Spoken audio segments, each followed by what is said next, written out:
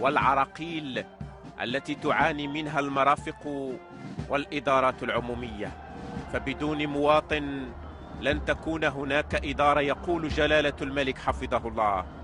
عراقيل حدد صاحب الجلالة في الخطاب السامي خارطة طريق لتجاوزها بالتحلي بالنجاعة الإدارية وبروح الوطنية والمسؤولية وتغيير السلوكات والعقليات لضمان جودة المرفق العام وتعميم الإدارة الإلكترونية، داعيا جلالته إلى إخراج ميثاق متقدم للاتمركز الإداري في إطار الجهوية المتقدمة التي أصبحت واقعا ملموسا وحجر الزاوية التي ينبغي الارتكاز عليها في أي إصلاح شامل.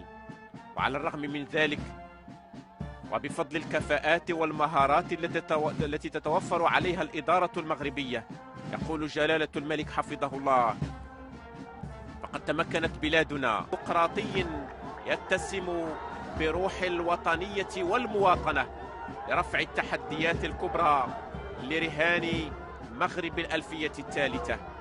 أوراش عديدة كالتعليم والصحة والقضاء وورش التنمية المستدامة. ديمقراطية تترسخ جذورها وإصلاحات تحقق أهدافها بفضل القيادة الرشيدة والحكيمة لصاحب الجلالة الملك محمد